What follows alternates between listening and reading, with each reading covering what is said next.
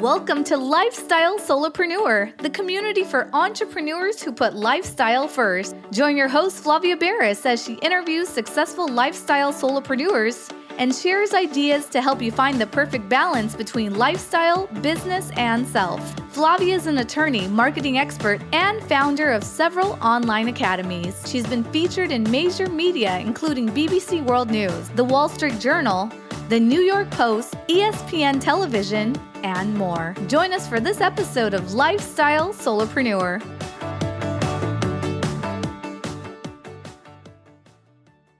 Hey, Lifestyle Solopreneurs. Today we get to speak with Daniel Ramamurthy.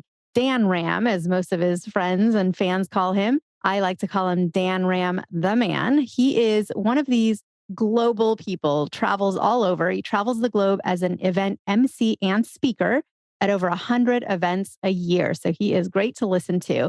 He hosting changemakers like President Barack Obama, billionaire founders, Sir Richard Branson. We all know who these people are. Reid Hoffman, F1 champion Nico Rosberg, Grammy-winning artists and celebrities. He works on 4 different continents, from college campuses to parliaments to in-house corporate innovation days for Fortune 500 companies to the biggest tech conferences in the world. His passion is to inspire people with his motto, which is start now, start simple, in building a future we all want to live in. Welcome to the show, Dan. Thank you so much for having me. What an introduction. Thank you. I'm so excited. I mean, got to have a good introduction for someone who literally goes around the world introducing the top people out there and the greats. And, you're no stranger to being in front of large audiences. So I love talking to you because of your energy. And also you have one of those lifestyles that a lot of people aspire to, because you get to be where you want to be. You get to explore your passions, hobbies, things you're interested in. And you are one smart dude. I mean, tell everyone what you're doing right now, which I find so impressive. One of the 5 or 6 things that I do at the moment is that I'm doing a PhD on adaptability. I think one of the necessary superpowers to become an entrepreneur, and more importantly, to live the lifestyle of someone who's all over the world, is the ability to adapt. So I want to study the science behind that. And I mean, the science behind adaptability must be fascinating because, as humans, I think we probably are more adaptable than most other organisms around, just because we've got these brains. I remember I was once traveling somewhere where it's like super cold, like it's just freezing cold. And I'm from somewhere pretty warm. I choose to live somewhere which it's kind of year-round summer. You can wear pretty much t-shirts year-round. And for me, I was so astounded that, we as humans can live in places like near the poles. We can be in Alaska, we can be in Canada, and we just adapt. And, we make a life wherever we are, whatever we have to do, whether it's the right gear, the right attire, the right clothing, the right lifestyle. And I think people are really adaptable, but not everybody is. I think there's still that like spectrum of less adaptable and more adaptable people. And I tend, I think, be attracted to and hang out with people like you who are super adaptable, because I think of life as an adventure. And sometimes you do have to adapt. So tell us, what does adaptability mean to someone who's in that field of science? So first of all, I must confess that I was born with the superpower. So my 6th TEDx talk, which I did a month ago, is actually dedicated to the topic. So if anybody wants to get a 12-minute version of what is eventually going to be a 400-page PhD document, the superpower of adaptability happened because my parents are diplomats, which meant that every 2 to 3 years, we moved to a brand new country. And this meant new culture, new language, new perspectives, new attitudes, new ways of doing life, new living, and in many ways, a new me. And so I have forever been learning this is the 3 parts to adapting: letting go, holding on, and positioning for next, right? And so this is something I was born with, and now it's just accelerated. So instead of moving to a new country every 2 to 3 years, I fly every 3 to 4 days. And so I'd say at least every week, I'm in a different country. And there is a significant amount of adapting that is required to live like that. Now, most people will not want to travel that frequently. But if you want to be an international business person, or if you want to have an entrepreneur in multiple countries, then you have to be able to adapt. So this is why I'm studying it. And essentially adapting is the ability to take in new perspectives, new opportunities, new insights, to embody it so that it becomes you, and then eventually to authentically live it. And that is at its core what adapting is. As someone who's traveled quite a bit and I love to travel, one thing that's really interesting to me is people will travel somewhere, but kind of refuse to really try the new things. I'll give you an example. If you go to certain places that are very touristic, right? A lot of tourists there, you can kind of look around and you know who the tourists are because they still look like they're at home, right? Like they're wearing the attire that they would at home. They're just doing all the same things like they would at home. So you're like, oh, okay, that's an American. Oh, look, I think that person's from here because of all of that, because they're not like when in Rome, do as Romans do. They're sort of like holding on to as much familiarity as possible, even though they're in a completely foreign place, instead of just diving in and saying let me live like the French do today because I'm in France, right? Mm-hmm. I love that perspective. You're absolutely correct that, I guess when you're traveling, there isn't visiting for tourism, there isn't necessarily a desire to adapt, just maybe to engage whatever's there. But especially if you want to sell product or you want to appreciate a culture, maybe learn from it, then you really have to step into it. You cannot be a spectator to it. Well, so what are you doing next? So you're studying for your PhD now, and where is that going to take you? Where do you see yourself going after you attain that amazing aspirational goal of getting a PhD in a topic that you're passionate about? Next is not something I think about too much. And here's why, Flavia. I am so grateful that I'm living my best life right now. And my working belief is that if I continue doing the things I love, with the people I love, for the impact that I believe in, it's going to keep leading me to the right places. It's only where I start compromising on one of those things that I might end up in a place I don't want to be. So next could be a whole host of things.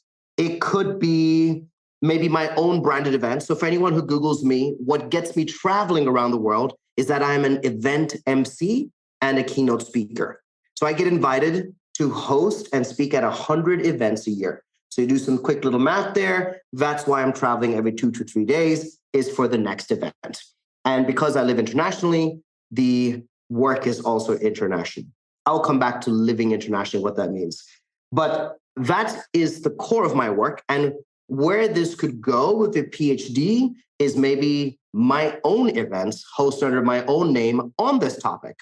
Or another area might be working with the next generation of leaders, thinkers, change makers, and innovators to make sure that they have this essential toolkit of adaptability through some workshop series, maybe some coaching series and things like that. It could also be in the space of mental health, which is actually a conversation that needs to happen alongside any entrepreneur or anyone inspiring to be an entrepreneur, because it is absolutely the most stressful role that one can have in life. And so I think even in the space of mental health, adaptability is a very important toolkit to stepping out of what you're in into where you want to be.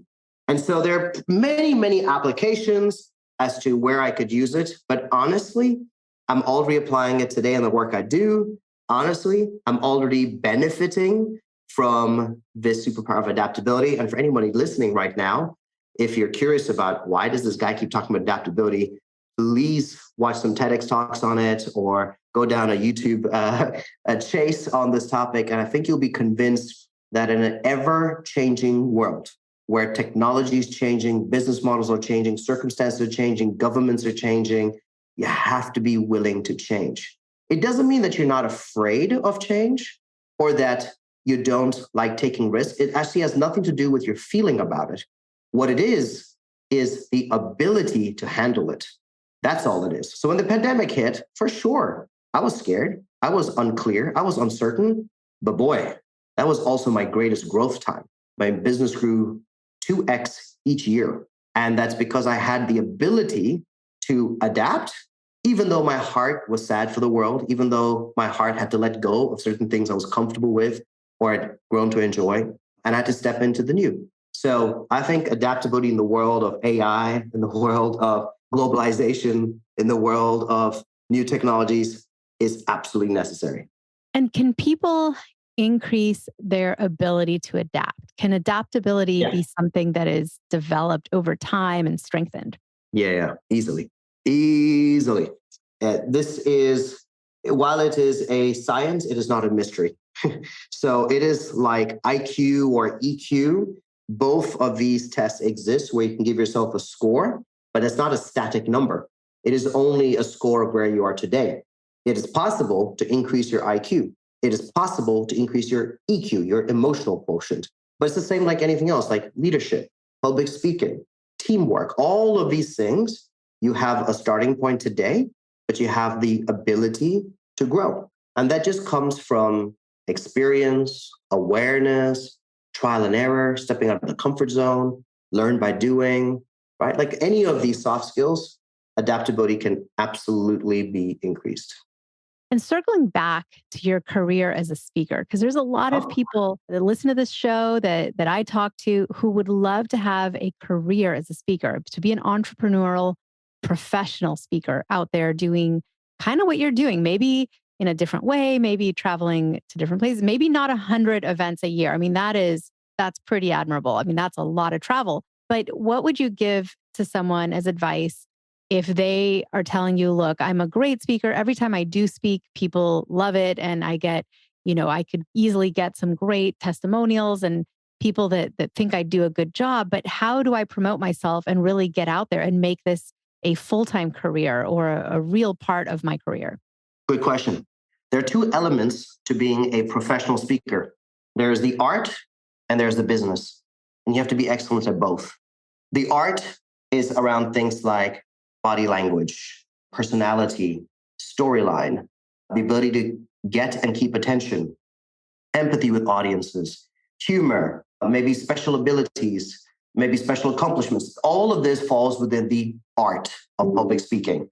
And that is non-negotiable. You need to own the art. But that does not guarantee that you can make money from it. There are many incredibly gifted artists don't have a sustainable life, even though their art is incredible and they've dedicated their lives to it. The business side of it has to do with things like personal branding, inbound versus outbound marketing, sales funnels, clarity around your offering, knowing your value to your client, knowing your audience, understanding your niche, sales, negotiations, contracts, all of that. And of course, having a solid system to manage it so that when a client messages you at 2:00 in the afternoon on a Tuesday, when you're already on stage, the answer doesn't come the following week after you have finished the event, recovered, had a bit of self-care, and then finally getting to the email, because by then they've already found another speaker. So there are two parts to it. And the first thing you got to do is understand what falls within both categories and make a checklist of what you can do and what you got to learn. As you master those, that's really where the opportunities start coming up. I certainly know speakers who are more accomplished than me, who have better stories than I do, but come nowhere close in the business model, because I am actually an entrepreneur first and a speaker second.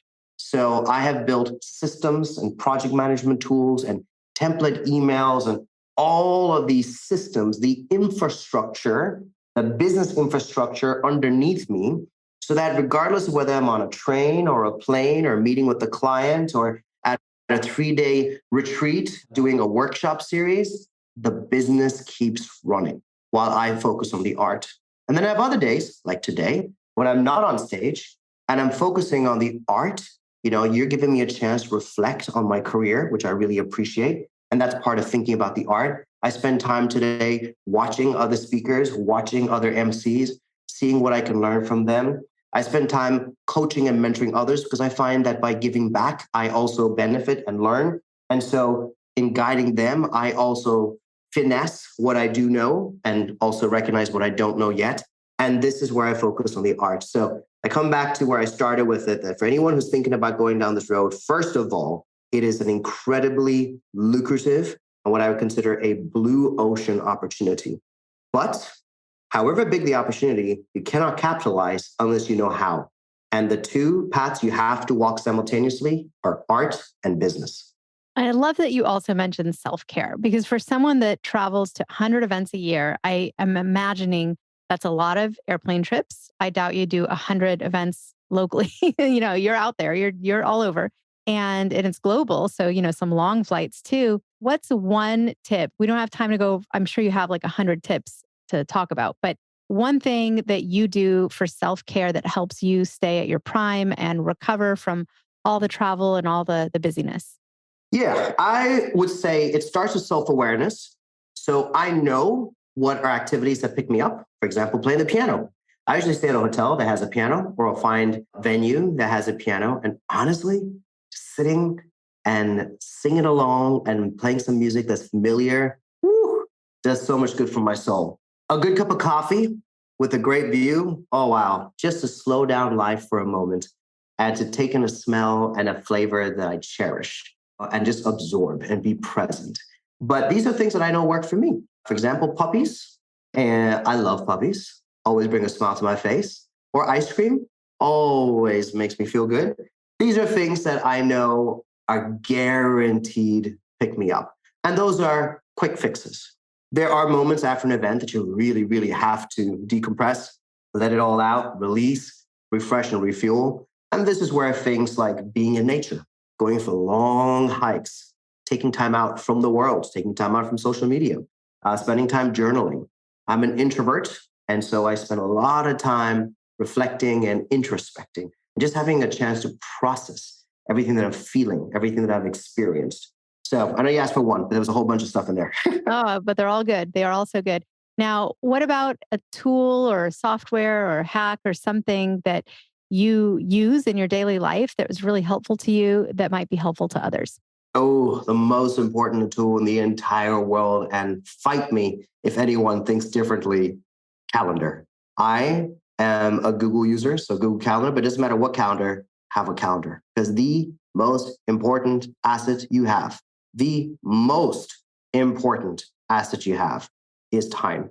Because everything else you can grow, everything else you can increase. You don't know the right people? No problem. You can grow your network. You don't have enough money? No problem. You can grow your wealth.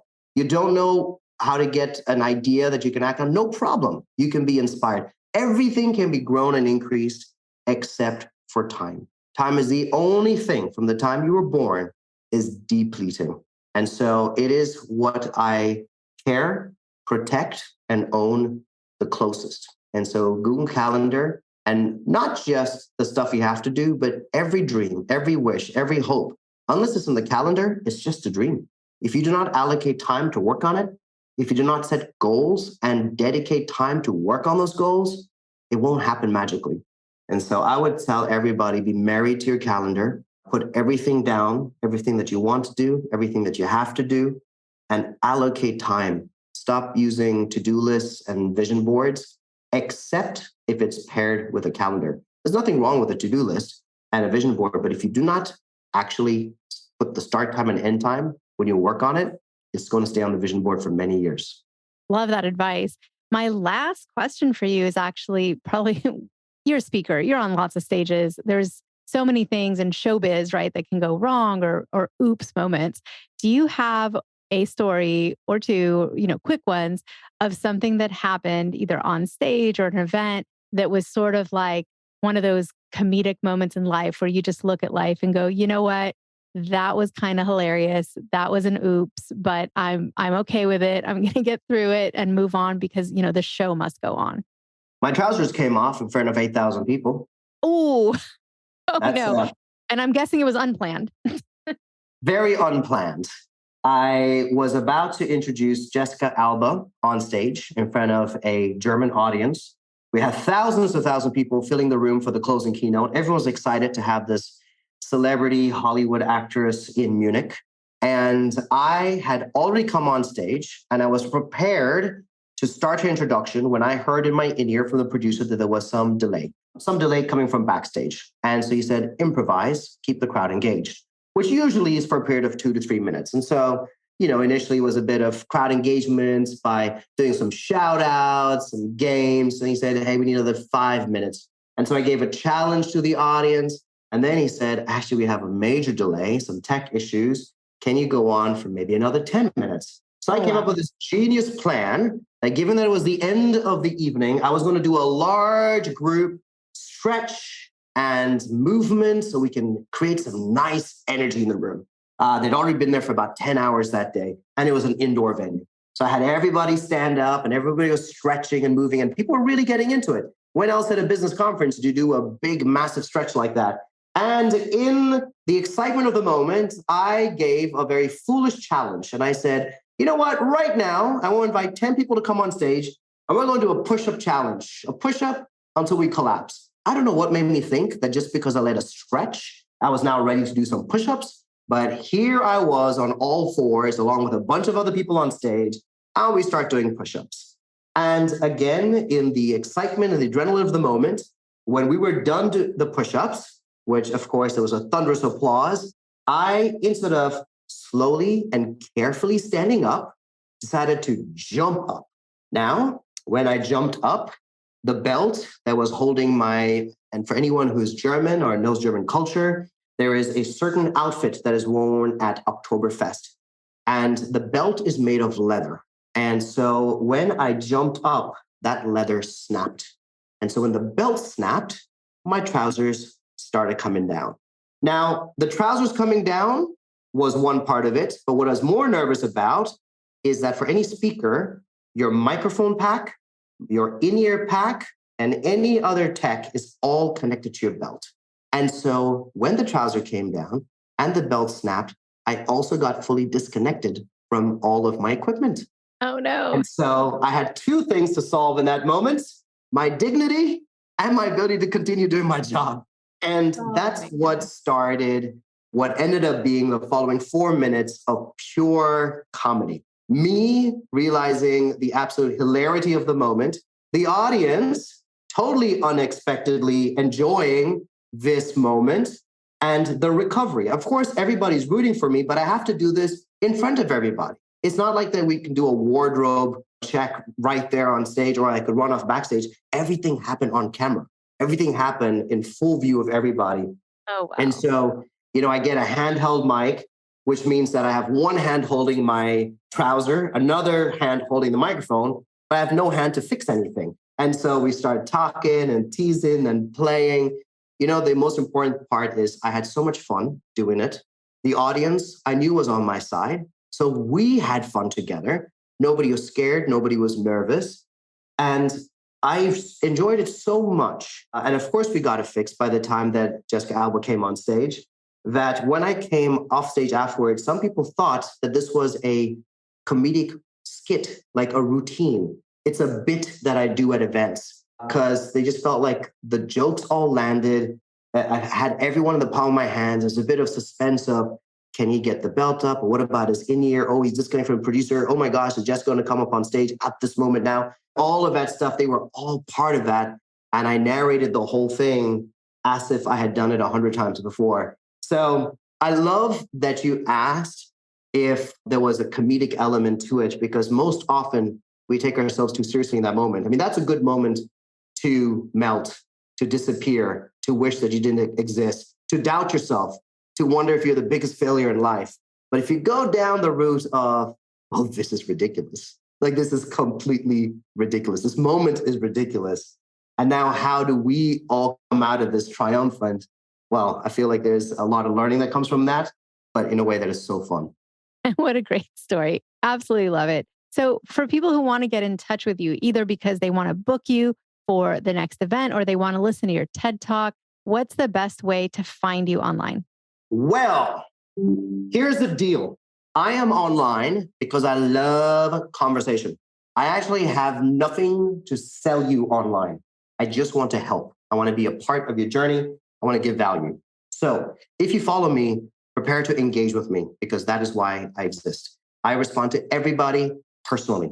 No bots, no machines, because I really, really enjoy using whatever God and life has given me to bless others and to make an impact. So just look me up, DanRam, on any social media platform. I'm on TikTok, I'm on Instagram, I'm on LinkedIn, I'm on YouTube, Twitter. Just also check out the website, iamdanram.com, and engage. Let's chat. And if you've got an event where you think you could, and trust me, I usually have my trousers on. It was just that one time that I came off. But if you're looking your belt leather has gotten very thick and very sturdy since then, right? You wear those, the sturdy belt. Absolutely. So if there is an event where you could use a speaker or an MC, do reach out. I'd be delighted to support you. DanRam, it has been a pleasure to have you on the show. As always, your energy brings so much to everything. And for that, I'm eternally grateful for you to share your energy with us today. Thanks so much. Thank you so much. Guess what, lifestyle solopreneurs? If you don't yet have an online business earning you enough passive income to live the life of your dreams, I'd like to suggest you consider trying out Kajabi.